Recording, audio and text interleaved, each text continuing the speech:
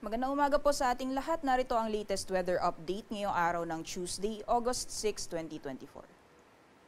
So alamin po natin yung magiging lagay ng panahon sa malaking bahagi ng ating bansa. Unahin po muna natin yung ating latest satellite image. So sa kasalukuyan po ay may binabantayan tayong low pressure area na nasa loob ng ating Philippine Area of Responsibility. Although kung makikita po natin may kalayuan po ito sa ating kalupaan at walang direktang epekto sa anumang bahagi ng ating bansa. As of 3 a.m., huli itong namataan sa layong 835 kilometers, east-northeast po yan ng extreme northern Luzon. At sa ngayon po, hindi naalis or mababa po yung tsansa na ito yung magiging isang ganap na bagyo. Pero dahil nasa karagatan pa po ito, ay continuous po yung monitoring natin. Kaya patuloy po tayo mag-antabay sa updates na ilalabas ng Pag-asa sa mga susunod na araw.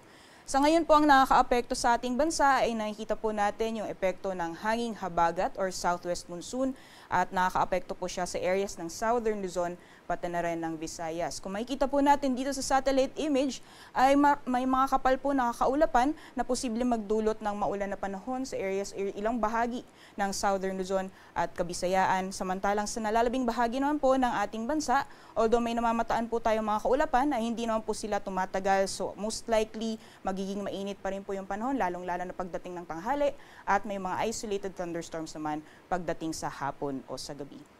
Sa mga susunod na araw naman po, inaasahan natin na magpapatuloy yung epekto nitong hanging habagat. Kaya asahan po natin mas magiging madalas yung maulan na panahon, lalong-lalo na sa malaking bahagi po ng Luzon at Visayas.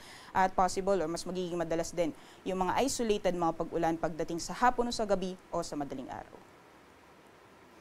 So magiging lagay naman po ng panahon ngayong araw dito sa Luzon, gaya po ng nabanggit natin kanina dahil sa epekto nitong southwest monsoon o hanging habagat, may mga areas po na makakaranas ng maulan o maghapon ng mga pag-ulan ngayong araw. Diyan po sa Zambales, sa Bataan, dito po sa Metro Manila, pati na rin sa Cavite, Batangas at Occidental Mindoro. Asahan po natin yung mga kalat-kalat mga pag-ulan, pagkidlat at pagkulog.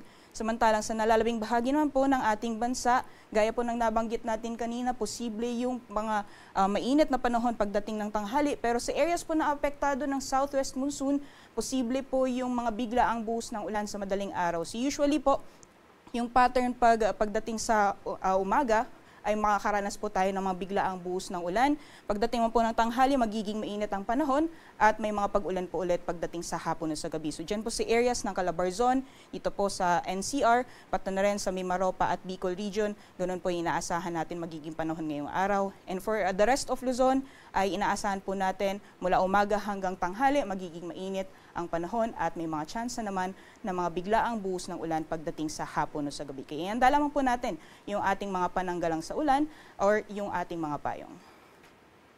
Sa agwat naman po ng temperatura ngayong araw, dito po sa Metro Manila aabot ng 32 degrees Celsius maximum temperatures, 16 or 24 degrees maximum temperatures para naman sa Baguio, para naman po dito sa Lawag maglalaro mula 25 hanggang 32 degrees Celsius, 25 to 34 para naman sa Tugigaraw at 24 to 32 degrees Celsius for Legazpi. Samantalang dito po sa Tagaytay ay maglalaro mula 23 hanggang 31 degrees Celsius. So magiging lagay naman po ng ating panahon sa nalalabing bahagi ng ating bansa. Gaya po ng nabanggit natin kanina, ilang areas din po ng Palawan pati na rin Kabisayaan ay naapektuhan nitong southwest monsoon. Asahan lamang po natin yung maghapon na mapag-ulan sa malaking bahagi ng Palawan pati na rin po dito sa western Visayas. Samantalang sa nalalabing bahagi ng Kabisayaan, gaya po ng nabanggit natin kanina dahil apektado din po sila ng hanging habagat, may posibilidad pa rin po ng mga early morning rain showers. Pagdating po ng tanghali, magiging mainit at posible po ulit yung mga pag-ulan pagdating sa hapon o sa gabi. For Mindanao area naman po, mainit mula umaga hanggang tanghali. Pagdating po sa hapon ay may mga posibilidad pa rin na mga isolated rain showers or thunderstorms o ito po yung mga panandaliang buhos ng ulan. Sa agwat naman po ng temperatura para sa mga piling syudad dito sa nalalabing bahagi ng ating bansa sa Palawan, Visayas at Mindanao, 25 to 32 degrees Celsius inaasahan po nating agwat ng temperatura para sa Kalayaan Islands at Puerto Princesa, gayon din sa Cebu at Tacloban. Samantalang dito po sa Iloilo, maglalaro mula 25 hanggang 31 degrees Celsius, 24 to 32 naman para sa Cagayan de Oro, 25 to 33 para sa Metro Davao, at para naman sa Zamboanga ay maglalaro mula 25 hanggang 34 degrees Celsius. Sa kalagayan po ng ating karagatan, wala po tayong gale warning sa ngayon. Iba yung pag-iingat lamang po sa mga planong pumalaot sa mga posibilidad ng mga offshore thunderstorms. Ito po yung mga biglaan o mga panandaliang buhos ng ulan sa karagatan. Asahan po natin yung banayad hanggang sa katamtaman ng mga pag-alon kay malayo pong makakapalaot yung ating mga kababayan, lalong-lalo na yung may mga malit na sakyang pandagat.